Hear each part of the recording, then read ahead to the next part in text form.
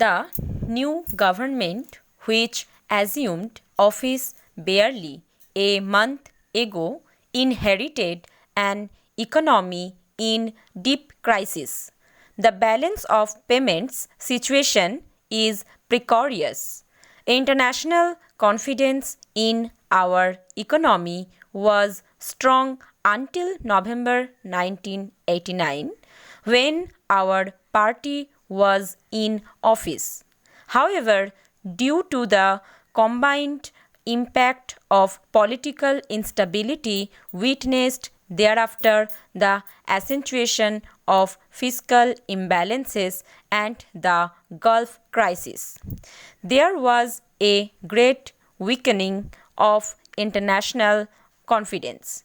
There has been a sharp decline in capital inflows through commercial borrowing and non-resident deposits.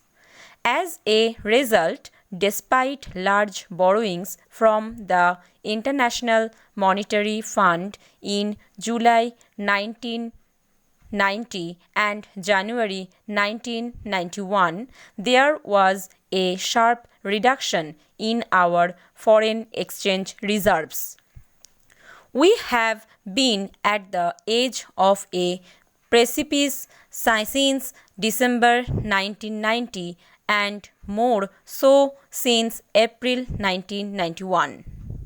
The foreign exchange crisis constitutes a serious threat to the sustainability of growth processes and orderly implementation of our development programs. Due to the combination of unfavorable internal and external factors, the inflationary pressures on the price level have increased very substantially since mid-1990. The people of India have to face double-digit inflation, which hurts most of the poorer sections of our society. In sum, the crisis in the economy is both acute and deep. We have not experienced anything similar in the history of independent India.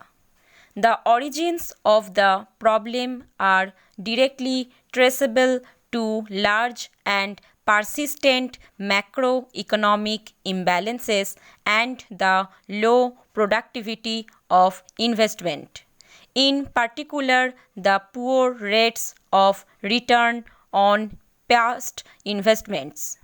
There has been an unsustainable increase in government expenditure. Budgetary subsidies with questionable social and economic impact have been allowed to grow to an alarming extent. The tax system still has many loopholes. It lacks transparency so that it is not easy to assess the social and economic impact of various concessions built into its structure. The public sector has not been managed in a manner so as to generate large investable surpluses. The excessive and often indiscriminate protection provided to industry has weakened the incentive to develop a vibrant export sector.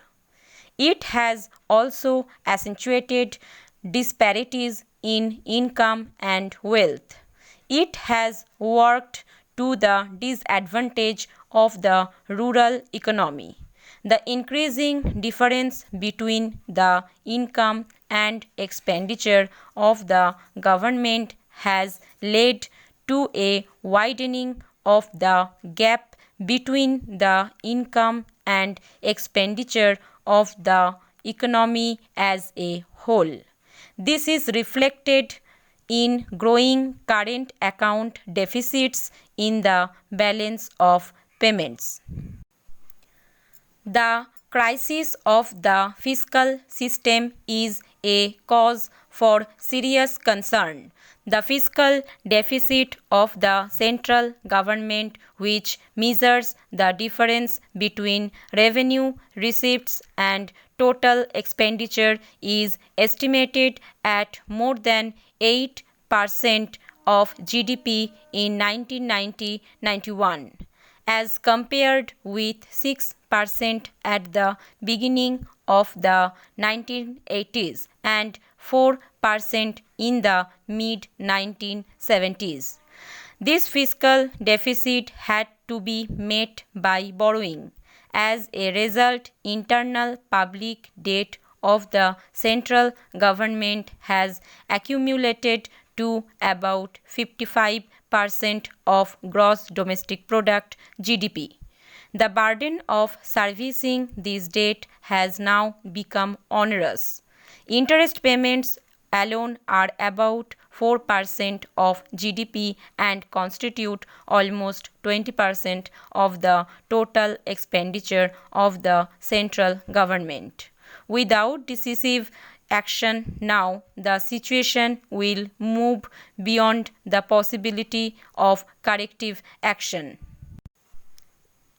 The balance of payments situation is most difficult.